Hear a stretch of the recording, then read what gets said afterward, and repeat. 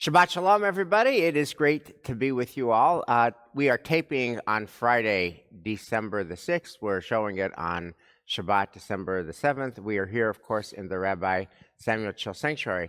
And colleagues, I want to talk about something today that we do all the time here. We literally do it every morning of the year. We literally do it every evening of the year. We literally do it multiple times a day, 365 times a day.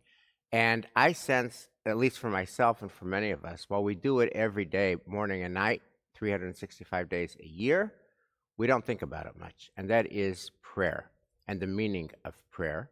And the focus of our talk today is going to be, can we get some remove from our prayer life and think about how to deepen our prayer life so that it can be helpful to us in this anxious age. This is showing on December 7th, which is the 14-month anniversary of October the 7th. Michelle, you were with Donniel Hartman this week in this very space, and he was very real, and real meant very sober, very somber, very not upbeat. So here we are 14 months later, still in a morass. There's obviously so much anxiety all over the place. Israel, the Jewish people, anti-Semitism, America, etc. How can our prayer life be made stronger? And what we're going to talk about today is two primer lessons, which are from Jacob, young Jacob running away from Esau, worried that Esau's going to kill him, kind of says a prayer in Vayetze, our portion for the Shabbat, and then 20 years later, our portion for next Shabbat, Vayishlach, 20 years later, same fear, Esau's going to kill me, same vulnerability, I can't really protect myself, a different prayer. We'll look at both prayers and if either of them could be helpful to us today. So let's thank God for the gift of learning Torah. Baruch atah Adonai Eloheinu melech haolam, asher kitshanu b'mitzvotav v'tzivanu la'asok b'divrei Torah, v'harevna Adonai Eloheinu et divrei Toratcha b'finu u'b'fi amcha be'Yisrael, v'nihiyeh anachnu v'tzetzaenu v'tzetzei amcha be'Yisrael, כולנו יודעי שמך ולמדי תורתך לשמה, ברוך אתה אדוני המלמד תורה לעמו ישראל, ברוך אתה אדוני אלוהינו מלך העולם, אשר בחר בנו מכל העמים, ונתן לנו את תורתו, ברוך אתה אדוני נותן התורה. So let's just jump into the content. The first prayer is Jacob on the run, running from home. His brother has just said, I'm going to kill you. He's alone and vulnerable. He lays his head on a rock. He has the dream. The dream always gets all the press in this portion, the ladders, the angel going up and down, the angels going up and down.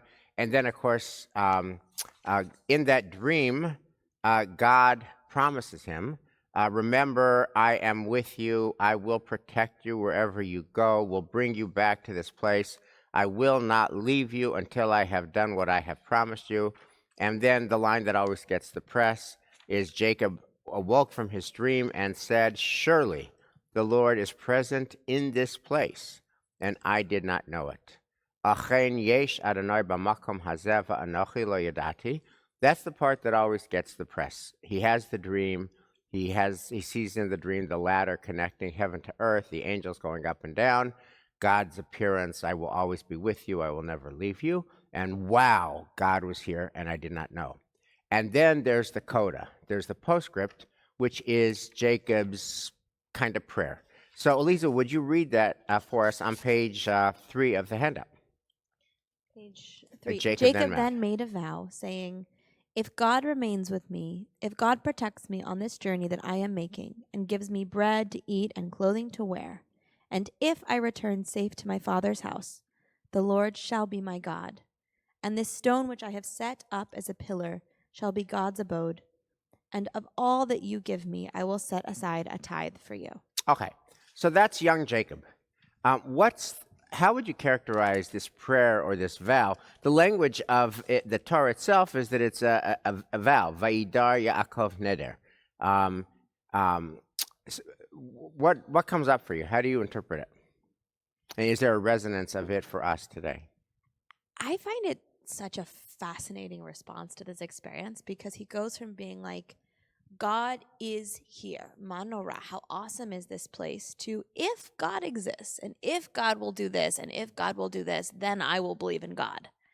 And it's just this fascinating. I don't quite like it's fascinating to me that he in his, and I feel like this is a real thing, that in his sort of subconscious, preconscious state, he can experience and believe in the God in a way that in his fully conscious mind that he needs more conditions. How do you make sense of the fact that God, promises him, I will be with you, and that, to your point, that lands, and he says, wow, God is in this place and I did not know it. And then the if, you're saying it's because he was kind of sleeping when he said God was in this place and I did not know it, and he's more awake. I mean, how do you put the fact that it's such an affirmative statement of faith, and then so conditional, if then, what does that teach us about human nature? What does that teach us about us? So I hesitate to interrupt Please. the flow, but No. in English there are two ifs, but in Hebrew, right, is just the one statement which then flows forward. And I think if you look at it that way, it's not necessarily like, oh, well, if you'll do this and if you'll do that and if you'll be with me and if you'll continue, but rather like, wow, if you're going to be with me, then I will do all of these things. And it's sort of a flowing statement of receiving God's words. Yeah. Now, I know traditionally, rabbinically, it's Right. received as a moment of negotiating and bargaining. So I don't want to interrupt that rabbinic lens too much, Right. but I am seeing a modern possibility that it could be simply, wow, it's a continuation of his wow. And if all these things really will happen, Right. then I will continue here. As you understand it, Michelle, would you use the T word to describe this, that it's transactional? It's, that just looking at the Hebrew, Im yihye Elohim imadi, if God will be with me, then at the very end, V'shavti b'shalom al beiti avi v'haya Adonai li le'Elohim, and returns me to home to my father's house, then you will be my God. Right. So It's an does if-then it feels kind of like an if-then transaction, does it not? Yes, and I would say traditionally, rabbinically, as I've Right. looked at this for very many years, see the if-then statement and the negotiating. And yet this morning, because you did right here a little preschool play this morning where you laid down and you said, wow, so I'm in that mode and reading this again to say, maybe we're throwing Jacob under the bus a little bit here, and perhaps this could be actually an extension of his experience that says, I still don't know, like, this is very amazing. Right. I still don't know if it's going to stick. Like, experiences, the transcendent experiences that we have don't always stay and stick. Yeah, so here's my question, dear colleagues. Moving away from Jacob to us, the tentative contingent nature of his relationship with God, kind of, what have you done for me lately? Does that happen with us? And is it okay if and when it does? In other words, that we feel our connectivity to God is very day to day, what's going on in our life, how are our parents, how are our kids, how is our health, how's our mental health, how's our physical health, how's our emotional health, how's our job, how's our finances, how's our life, how's America, how's Israel. We kind of take a look at it. What's today, December 6th? How am I doing today? How are the people I love doing today? And based on that shapes our connectivity to God. That seems to be the essence of this. And my question is, does that happen? And is it okay if it does happen for us? For me personally, it doesn't happen. Does not happen. No, it doesn't happen. When I pray in here, mostly Friday night, Saturday morning, I'm connecting with the words, trying to connect as well with. For me, the source of connectivity happens through melody and through music, but I try to connect with the words as well. And most of the time, my relationship with God or with prayer are about being grateful for what I have, and try to set aside the problems that I may have and things that I'm not happy with in my life or my relatives. But I'm usually try to offer, prayers for thank you. And for me, I believe in God, and doesn't depend on the situation for me to renew my prayer or my faith or my trust. So let me just explore that with you, Elias. Not pushing back, just trying to explore. Traditionally, there's three modes of prayer. There is shevach, praising God. Oh God, you're so great, so strong. There's hoda'ah, gratitude, modani, and then there's also bakasha. God, please heal El Norafanala. Please heal my mother. How have you historically, when you've been in this space praying, or in the Gantt Chapel praying, or in your car or home praying, how do you connect with the bakasha, the prayer, the supplication, the request? Because this prayer seems to be very much about a request. If you'll give me safety, if you'll give me clothing, if you'll give me food, and if I come home, then that's a bunch of bakashot. Then you'll be my God. How do you personally connect to prayer requests? I connect with bakasha very much, but not in a conditional way that, if you do this for me. I used to pray a lot for my mom, for my mom's health. And I would just ask, give her strength, give her, that she wouldn't suffer, or things like that. But not, if you do that, I'll pray more to you, or I'll study more, or I'll be a better person. Never crossed my mind. Used to cross my mind when I was a teenager. I never studied for a test. And I would say, God, please help me. If you help me with this math test, I'll do such and such, but not anymore. Okay. And Dan, you were going a million morning, noon, and night during all the times that Sue was, fighting her illness, etc. Could you talk to us about your personal relationship with bakasha? Like, did you, you certainly are on a first name basis with God, talking to him morning, noon, and night, 7 days a week. How do you think about God, please heal my loved one? Yeah, I was actually in two places simultaneously.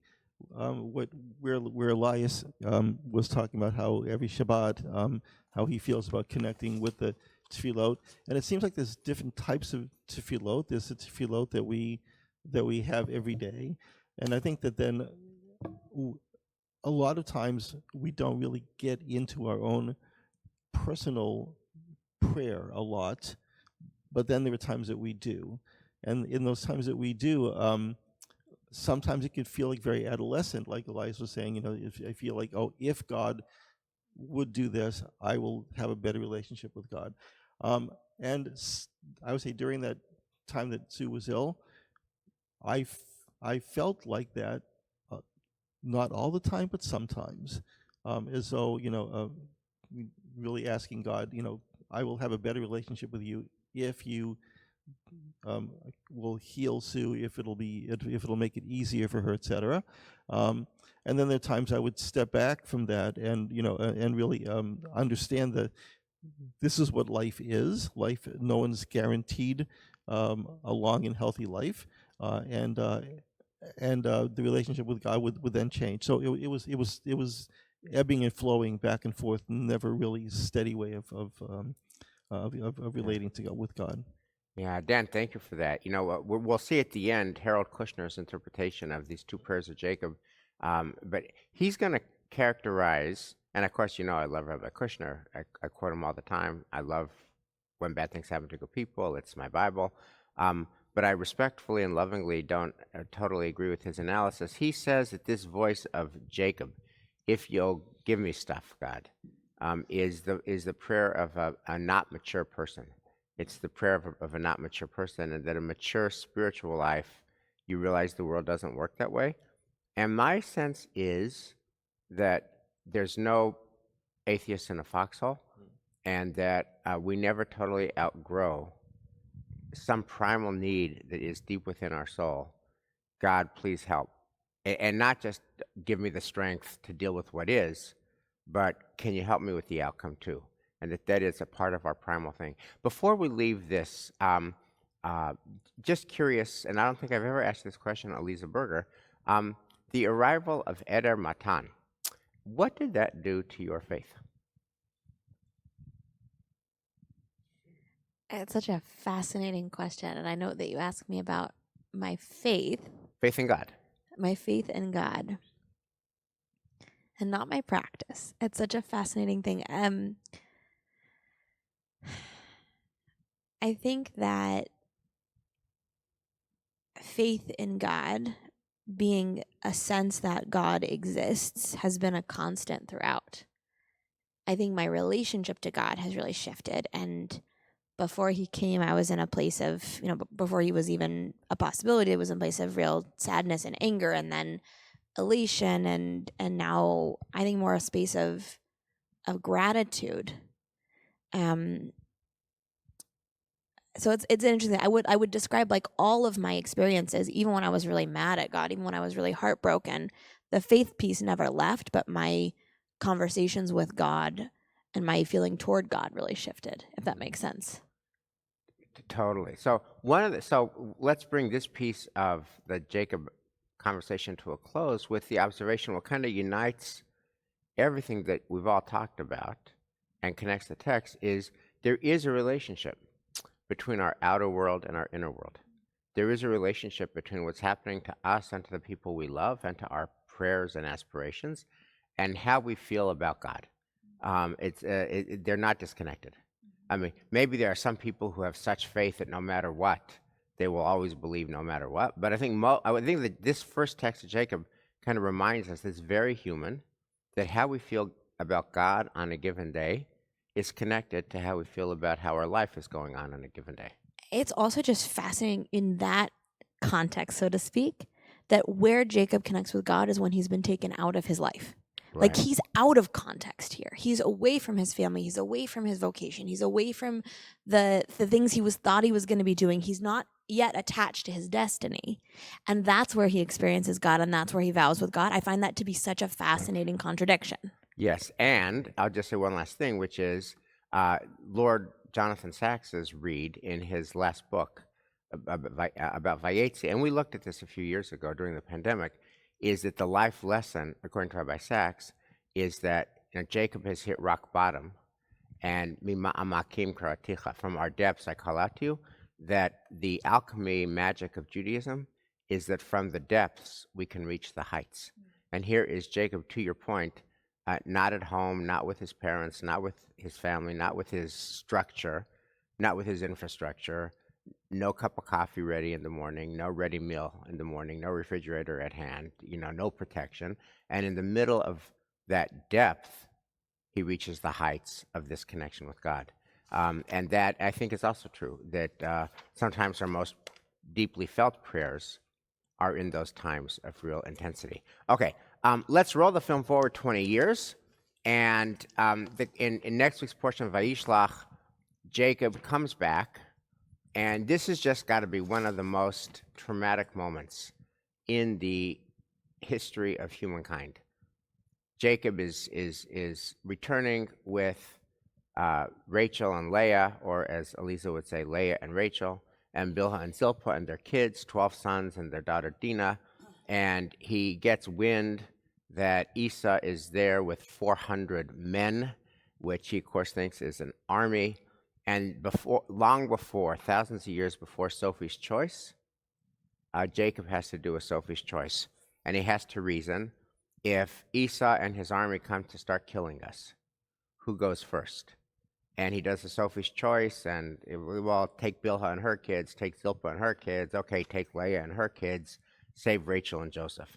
Which you can just even imagine the harm that does. But that's the context for this prayer that he prays. And Michelle, would you read that? This is on page 5. And just as a note, Rabbi Kushner is going to read this prayer as a very different prayer 20 years later from the one that we just looked at from 20 years earlier. So page 5, verse 10. Then Jacob said, O God of my father Abraham and God of my father Isaac, O Lord, who said to me, return to your native land, and I will deal bountifully with you. I am unworthy of all the kindness that you have steadfastly shown your servant. With my staff alone I have crossed the Jordan, and now I have become two camps. Deliver me, I pray, from the hand of my brother, from the hand of Esau, else I fear he may come and strike me down, mothers and children alike. Yet you have said, I will deal bountifully with you, and make your offspring as the sands of the sea, which are too numerous to count. Okay.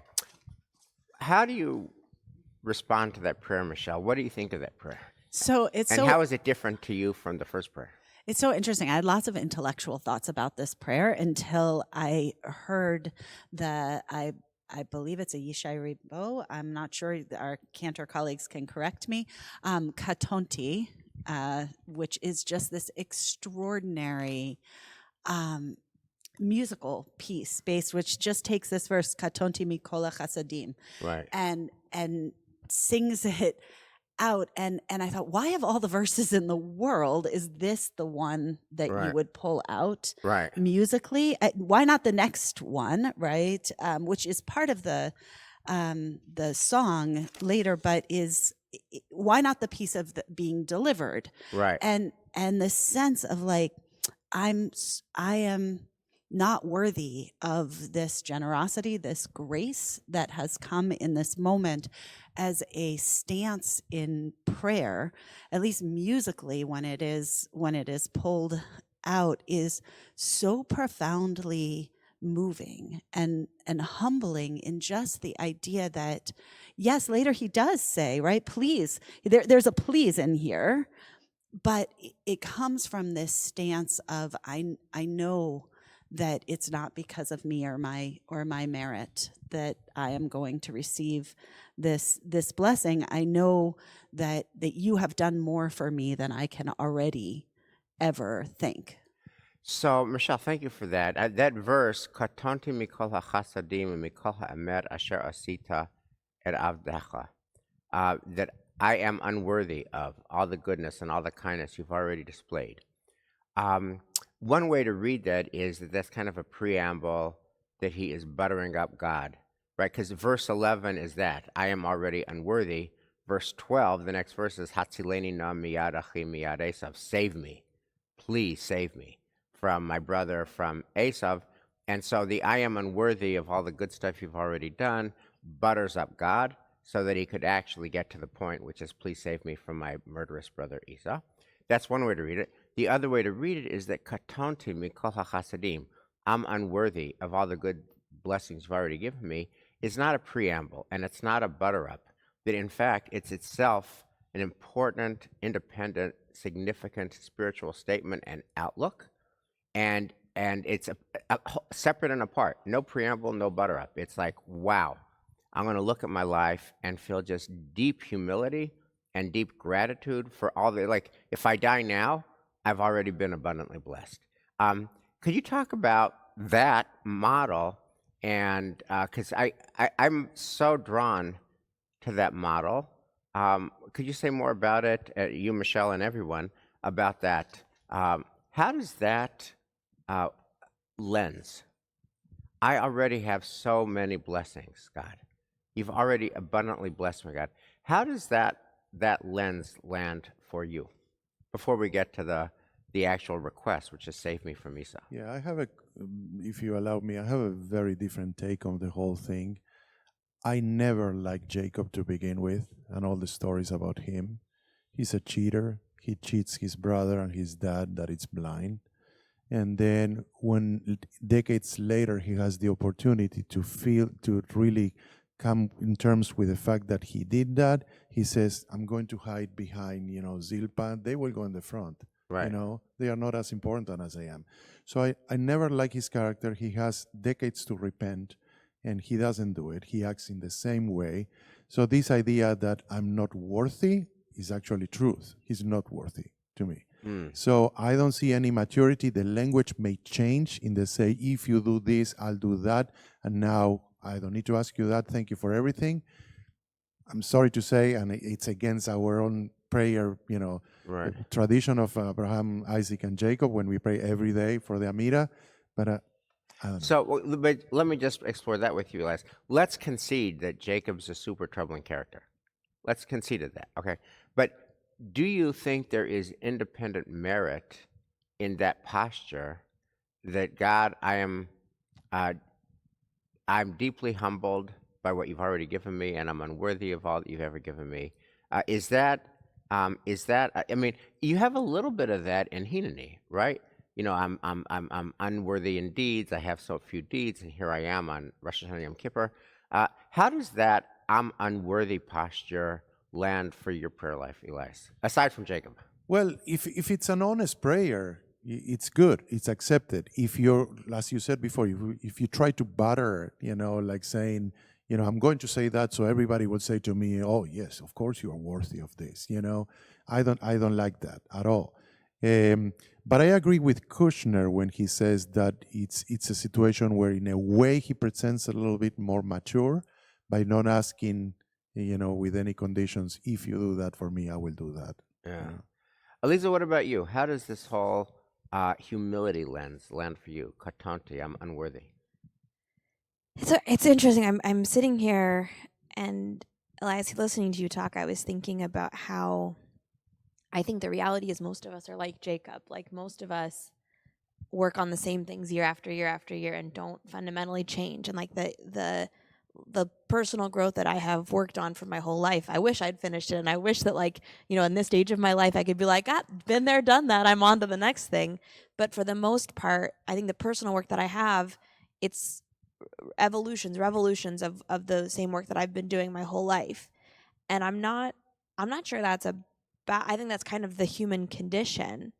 And then for me, like, this, I think, is Jacob most honest with himself and with God. That he's not up to everything that God has given him, and it's not based on who he is that he's gotten these blessings. Yeah, I mean, it is a lens. So just to frame it and to make it land for us, okay? When he's last praised 20 years ago, he's all alone. He's not married. He's a son who doesn't really have relationships with his parents. He's a brother who doesn't have a relationship with his brother. He doesn't have a wife. He doesn't have children. And now he has 4 wives and at least 13 kids. And then he didn't have anything. He didn't have 2 nickels to run together. Now he has flocks and sheep and herds and all this wealth. And I think there's a way of this prayer of saying, I came to America from Argentina with Lorena and didn't really know anybody. And now I've been blessed to have Mikey and David, and I've been blessed with this beautiful congregation. You were in Boston and you gave any number of sermons about loneliness, and then you got to meet Solomon, and then you gave it, you told your story, and now you have Eder. You met Mike when you were 18, and your girl from Malibu, and here you are raising 4 incredible children here and beloved here. That there's a sense in which you can look at your journey, and you've gone from Argentina and from Colorado and et cetera, and look at what I have, and oh my God, if I never got anything else, I would be so grateful. And I'm wondering, is that kind of a lens, and every one of us could do that. Like, it's insane how many blessings I have. Is that something that is real, that lens, and helpful? That, and I think the next lens of, like, I'm insanely blessed and I need more. Like I'm insanely blessed. I don't deserve all my blessings, and actually I'm not okay with the reality as it is. So wait, just to clarify, Wes, what I agree with you what you're saying, but are you saying that is actually what Jacob is saying that point? I think right. So I read this. I have always loved this line, and actually when I had my 40th college reunion, and they wanted reflection on how you are 40 years since you graduated college, which last year, the verse that I picked from my entry was this verse, that I came to Boston on September 6th, 1979. I literally knew nobody, and I literally had nothing. And now, 40 years later, I have share of our kids, have our friends from the congregation, etc. That line, and that line of Jacob saying, wow, reflect on your own life, look at your own closet, go shopping in your own closet and see the blessings you have, that you all too often, like, you probably don't wake up every morning and think, wow, how lucky was I that I met Mike when I was 18 and that I have these 4 kids, because you have so much to do, right? And this lens helps you say, whoa, whoa, whoa, don't take that for granted. I also find the second part of this really powerful with the makli avarti et hayarden, with my staff I cross, and the question of what's the staff doing there, it's a symbol of like, now I'm kind of old. I need the staff to stand, and I have had this whole full life, and I'm vulnerable now. I've been broken into these 2 camps, and there is more in order to maintain the blessing, because we have the blessing, but in some sense the blessing is he has this profound awareness that his blessing is now at risk. Yes. So here's my question, and then here's the question, and then we'll look at Kushner. Okay. Does Jacob pray for an outcome? Does he just pray, God, please give me the strength to handle what comes, which is, by the way, Rabbi Kushner's interpretation? Or does he pray for an outcome? So here's the words he says: deliver me, I pray, from the hand of my brother, from the hand of Esau, else I fear he may come and strike me down, mothers and children alike. And I just want to read, Rabbi Kushner's view. This is on page 8 and 9. Jacob's mature prayer, which I just read, save me from Esau. Jacob's mature prayer says simply, God, I have no claims on you and nothing to offer you.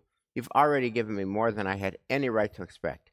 There's only one reason for my turning to you now, because I need you. I am scared. I have to face up to something hard tomorrow. I am not sure I can do it alone without you.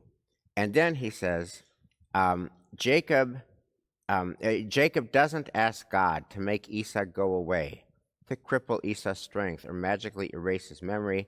Jacob asks God only to make him less afraid, by letting him know that God is at his side, so that whatever the next day might bring, he will be able to handle it, because he won't have to face it alone. That is the kind of prayer that God answers. So I've loved this book since I first read it in 1981, and I love Rabbi Kushner's idea. I don't think that's what the text says. What do you think? Well, the song, which after we finish recording, I'll go look up who it was who sang it. Katonti really amplifies the fact that it is absolutely not what Kushner is saying. Hatzileni na, Hatzileni na, Hatzileni na. Which is save me, save me, save me. It is a very clear request for an outcome. Right. Jacob is praying for an outcome. He is not just praying for the strength to handle whatever the outcome is. Right, but also the fact that, questions based on Kushner, this, if what he says is true, that will question Jacob's faith, because he's saying, I need to know that you are with me. If you're a person of a faith, you feel like God is always with you. You don't need to say that out loud. You know what I mean?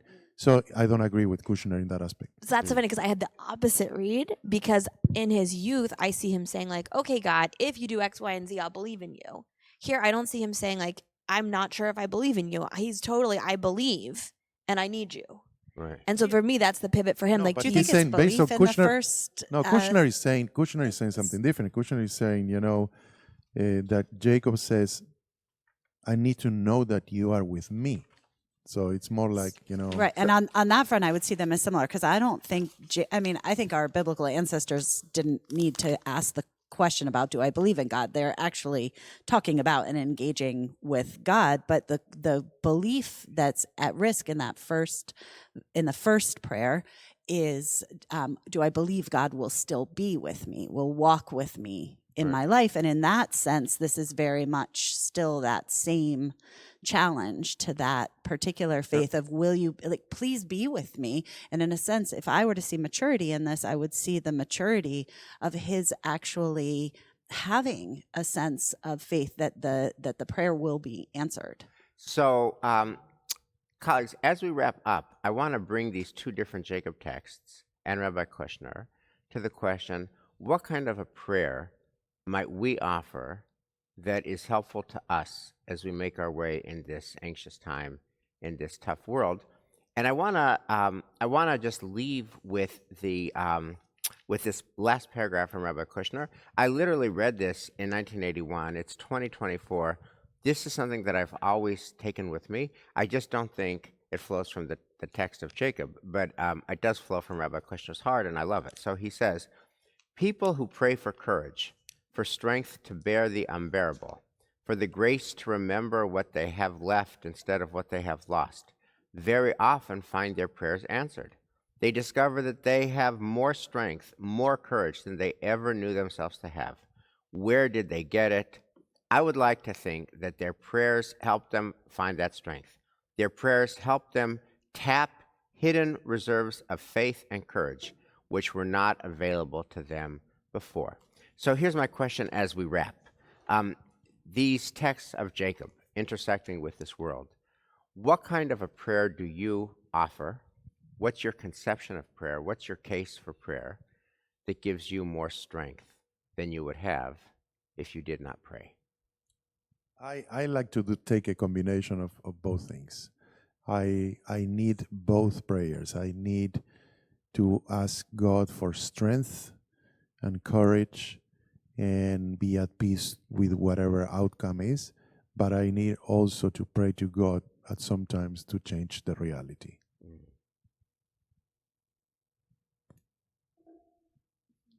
It sums it up. Yeah. I think, though, that I'm with you on those 2 points. I agree 100%. I also think there are plenty of times where I also want a sign. Like, I think about pre-Eder. I always, he's named Eder because we saw maple seeds everywhere, and at some point we looked it up, and I'm sure it's a bogus made-up Hebrew word, but we're going with it. Adar is definitely spelled Aleph, Daled, Resh, but whatever. But Eder is named for a sign. Eder is named for a sign that we had, and it feels like that sign really sustained me in a time that I needed. It wasn't enough to have prayer, and it wasn't enough to pray, like, please give me the courage and the strength and the willpower. Like, I really needed to know God was there. And, like, that's, I think, something that I feel really profoundly now. Like, with all the anxiety that I have for the future, I don't just want God to make me stronger. I actually want God to, like, give me a sign right now that things are going to be okay. Like, that's what I need and want. Yeah, thank you, Elisa. I have a slightly different way of thinking about that, which is that I don't think I need a sign. I think as long as my prayers are really from my heart and my soul and my mind, while simultaneously recognizing a complex reality, that when I pray deeply in that way, whether there's a sign or not, I still feel uplifted and hopeful. I love both of these prayers. And one of the bizarre things going on in this moment that could not happen in the Gann Chapel, but is happening in the Rabbi Samuel Chiel Sanctuary, is that there are some workmen on the roof right now. And the whole time that you've been speaking, I've actually been a little bit distracted by them on the roof. And they're there, but usually I don't know they're there. And I sometimes think about my prayer to God in the way that I think about those workmen, like that God is there and present and working on something in the background for my life that will help to create the possibility of what will become revealed in our life. And I think any prayer that gets you to a place where you can start to see God working in your life is a good prayer. So here's what I want to just end with. I think what I'm hearing from all of your beautiful comments is to channel a good Michelle-ism. It's a yes and, that yes, we pray for an outcome. Yes, we pray for a sign. And yes, we also pray for the courage to deal with whatever comes our way. And all those prayers, God, please give me a sign, is a valid prayer. God, please give me an outcome, is a valid prayer, and God, please give me the courage to deal with what happens, is also a valid prayer. They're all human. They're all primeval. They all flow from our heart. Young Jacob's prayer, older Jacob's prayer are in both of us. I just want to add one other thing about prayer, which comes from the movie Oh God with George Burns and John Denver.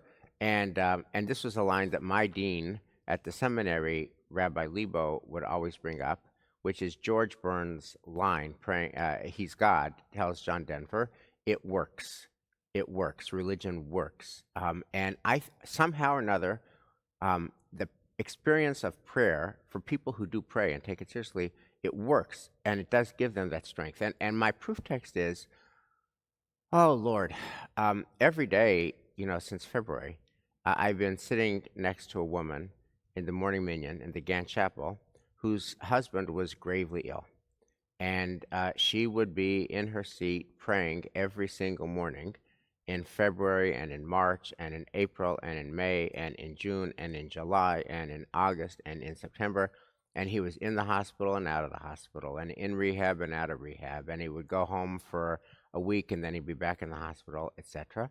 And she was like a rock of Gibraltar, there every morning praying. And then he passed away, and she's still there every morning praying. And I go to be inspired by her.